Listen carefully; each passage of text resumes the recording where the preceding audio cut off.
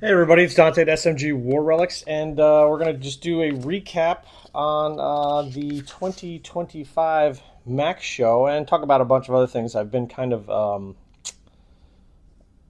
aloof, so to speak, with my content creation just because I've been really busy. So I'm going to try to get back into the swing of things.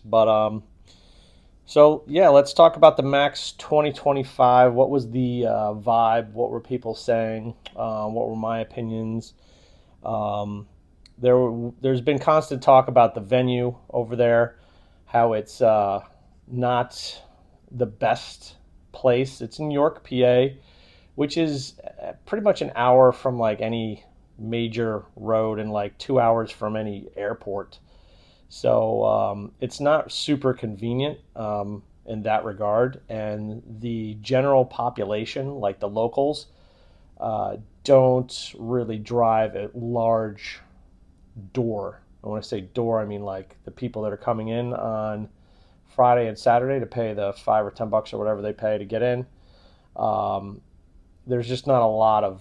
It's not a big area, so that there's not a big draw. So that's why we're always kind of encouraging people from outside the area to make the trip, spend a couple of bucks on a hotel with your buddies, and come over and spend the day or 2 days with us and kind of just have some fun at the show. So we do appreciate all the people that drive from out of state or even in state.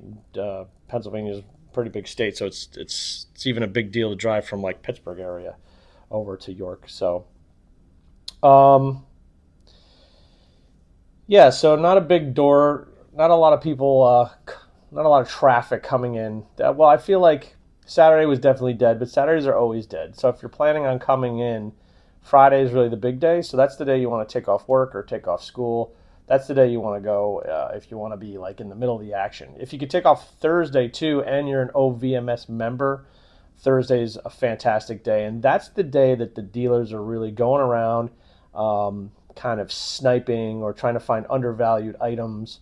I sell a ton on Thursday to 90% other dealers, and the others are OVMS members that get in on Thursday as well. So Thursday's the big day. So if you're complaining about not you're complaining about the dealers getting the good stuff early, you got to make the investment to get there on Thursday, and then that will solve your problem. If that's something that you've run into or you've heard about, try to get there Thursday. Friday is also a very good day, though.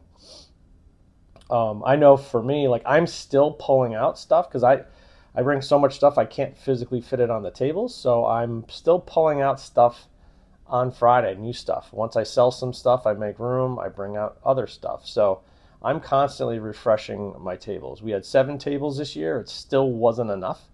I left a lot of stuff home.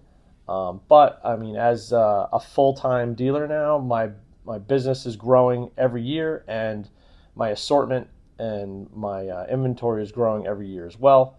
So that's why 7 tables, unbelievably, is still not enough. Um, I brought a ton of stuff this year, more than I've ever brought, and it paid off. I take uh, I take it very seriously getting ready for the show. I take my pricing very seriously. I heard, some people saying that, oh, it's the same old dealers with the same old overpriced stuff. Okay, well, I mean, maybe. I know that's not my case because I'm very aggressive and competitive with my pricing. For instance, Railway Eagles they were really high, at like $6,000 a piece, and now they're starting to go down. So I sold 2 Railway Eagles for under $4,000 a piece to another dealer, and he's going to go put $1,000 each on them probably, and that's fine. But I know where I need to be to move the product and not sit on it. As a full time dealer, I don't want to sit on product.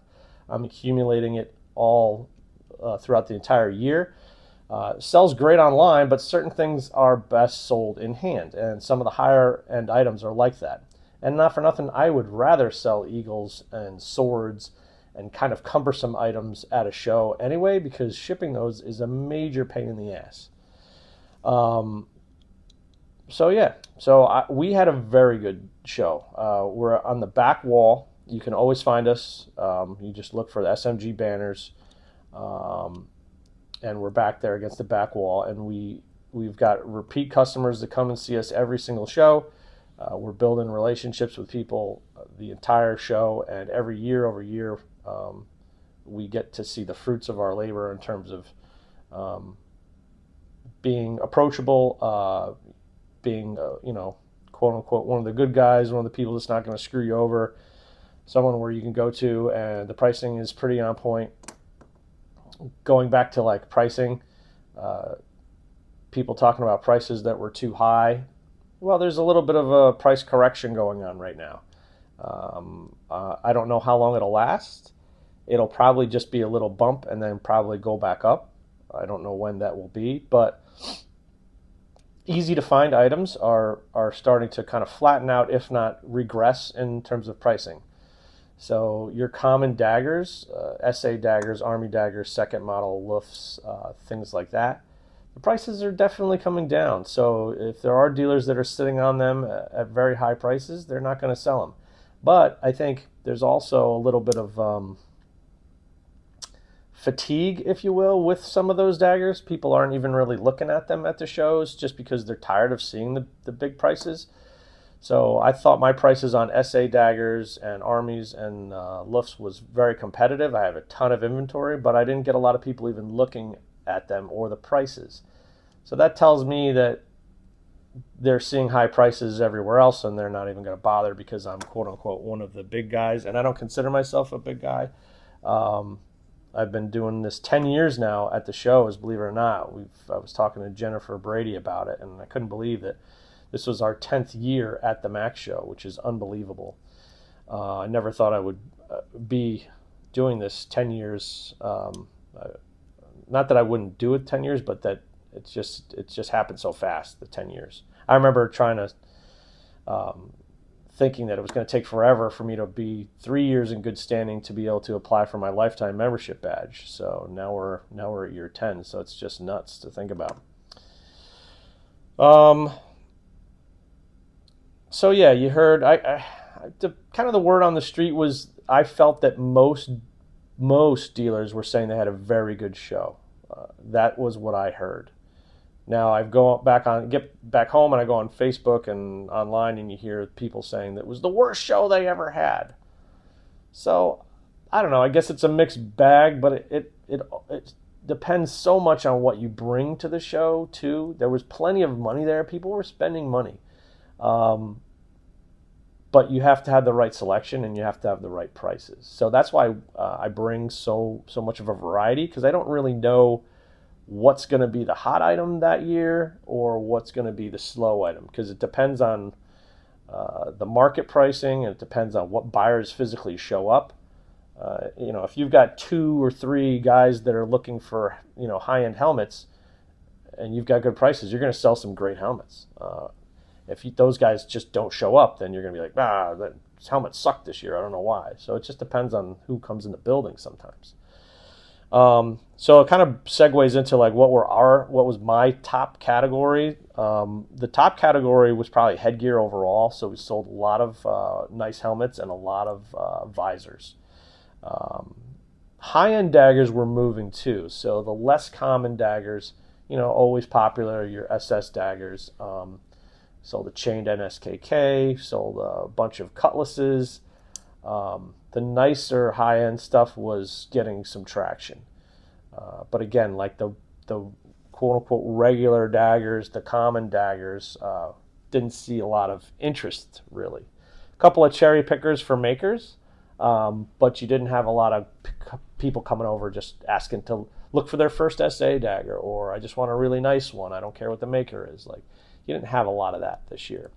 But that could flip around for the SOS, so we'll continue to adjust pricing accordingly and see kind of how that affects things. Uniforms did really well, but we brought some freaking killer stuff as far as uniforms. Um, Anything camo, is going to go.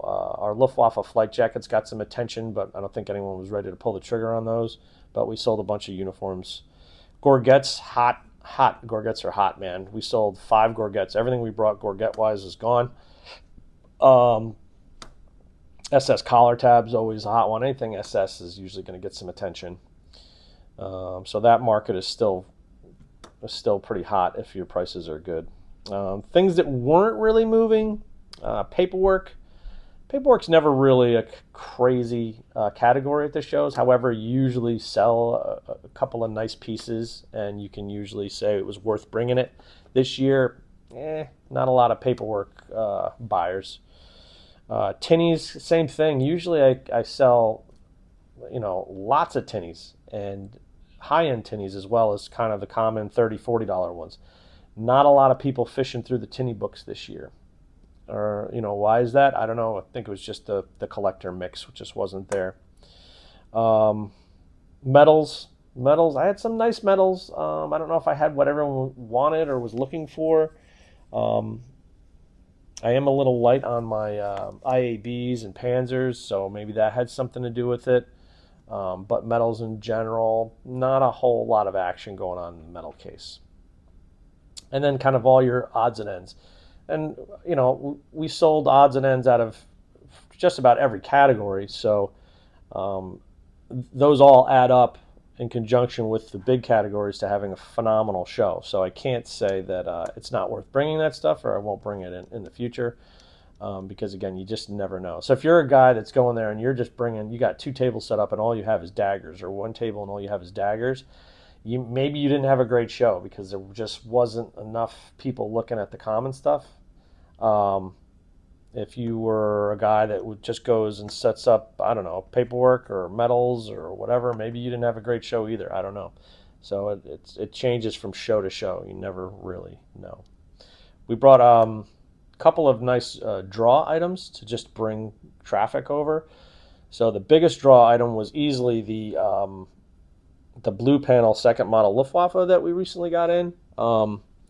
That one was drawing a lot of attention, not only from the general public, but also the dealers. The high-end collectors and dealers are coming over to look at it. We had not for sale written on it because I'm just keeping it in my own collection for a little while, but it's a nice thing to have for people to kind of come over and spark up a conversation. So we like to bring items like that.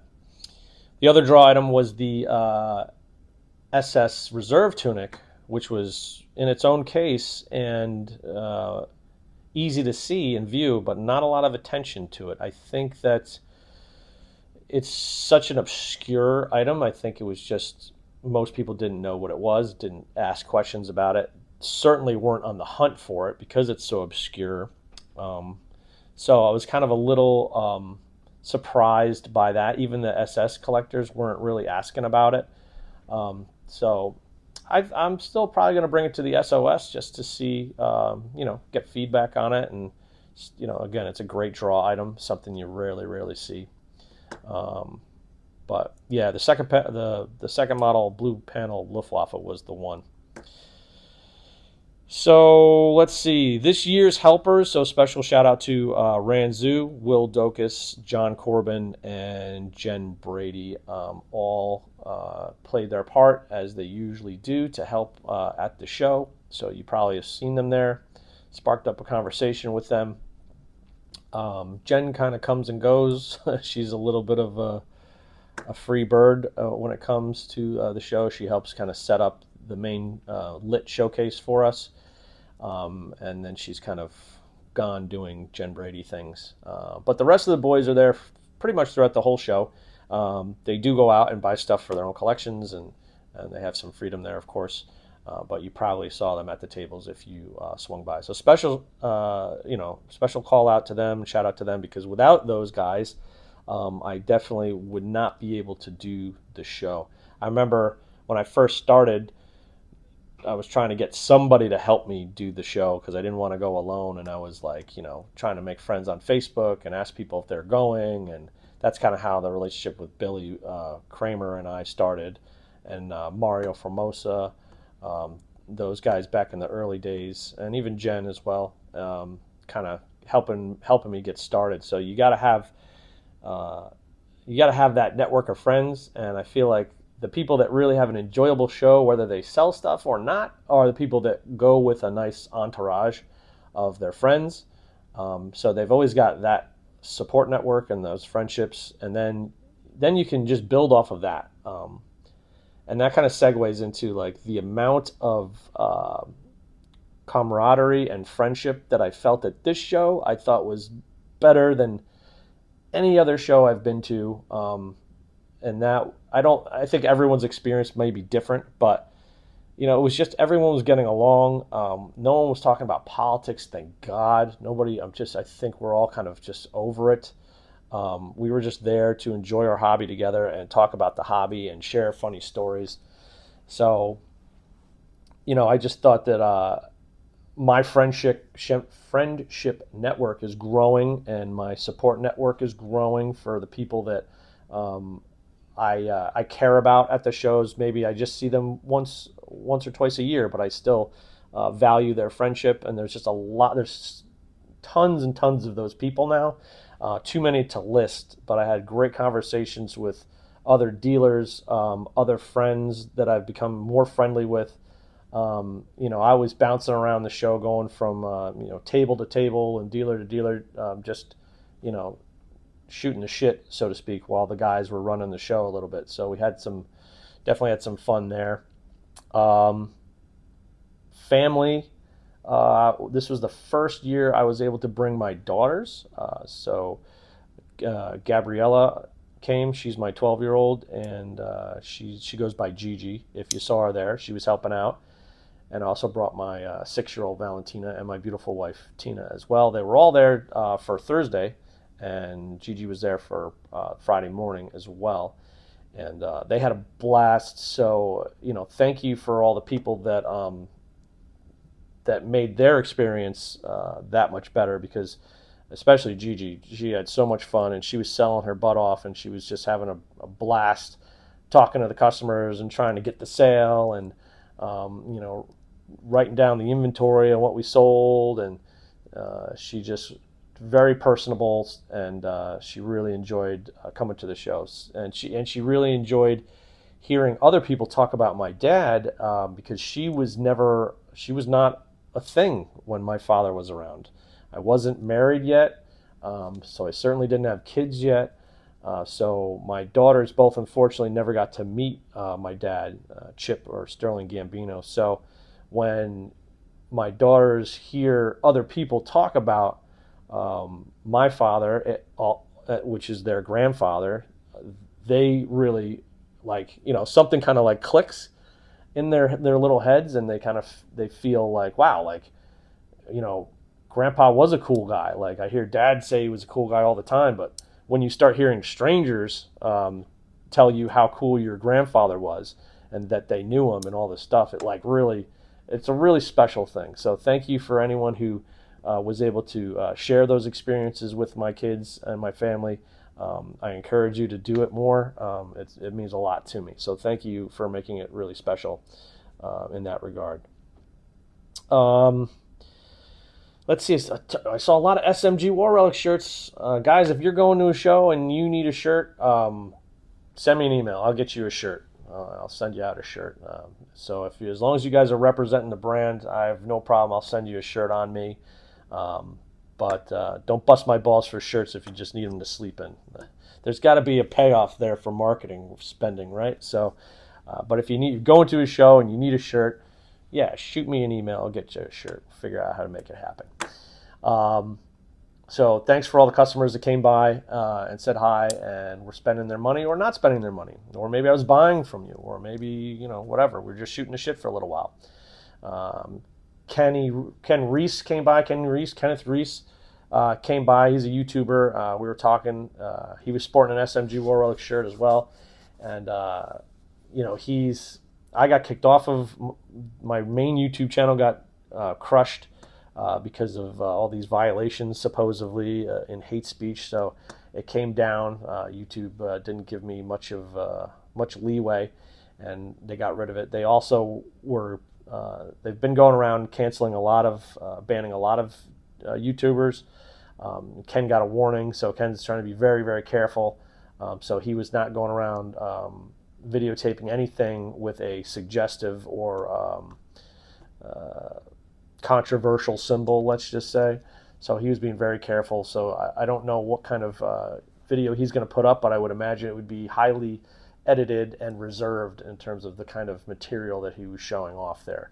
And that's another reason why I didn't do like a pan of like everything that I brought this year, because I do have, if you're watching this, you might be watching this on my backup YouTube channel, which is I call it the PG channel, which has no suggestive or controversial symbols on it, and we try to be a little bit more PG on everything on this particular channel. Or you might be watching this on Patreon, and Patreon's where now I do all my new box openings. So if you're wondering, hey, where did the What's in the Box videos go? Go to Patreon. It's free. You don't have to spend money. And search SMG War Relics, and you can watch box openings and other videos on that platform. It's easy to use. It's not complicated. So some of you old bastards that are grumpy and don't like change, just go patreon.com and go find me, and then you'll be able to see everything. You can join and pay a monthly fee if you want early access to videos and some more special videos that are just for my members. So that's that. What else do we have to talk about? Nothing. I think we kind of wrapped it up. Guys, you're going to see another video from our podcast that I do with Josh and Billy. So you'll see another Max. You'll probably see like a montage video from Josh. He'll put something up, and then we'll do a Max wrap-up with a special guest, and look forward to that. I had a lot of people come by and talk about the podcast too. So if you don't know about the Militaria podcast, that's on YouTube, and everyone can go check it out. It's free, and you can just search Militaria Podcast or the Militaria Podcast. There's a little green emblem you'll see. That's us. So click on the video, make sure you're liking, sharing that video, subscribing if you can. It just helps us out a lot. A lot of people came up and said how much they like the podcast. I'm not sure all those people subscribe or give us a thumbs up. So if you can do that, it really helps us with the algorithm, and make sure that we can get it out to as many people as possible. We don't make any money off of that, so it's something we really just do for fun and to bring some depth and some shenanigans to the collector community. So I hope you guys enjoy that and support us so that we can keep doing it for you guys. Okay, and that's it, guys. I'm tuning out, and stay tuned for another What's in the Box on Patreon coming up hopefully soon. Talk to you later.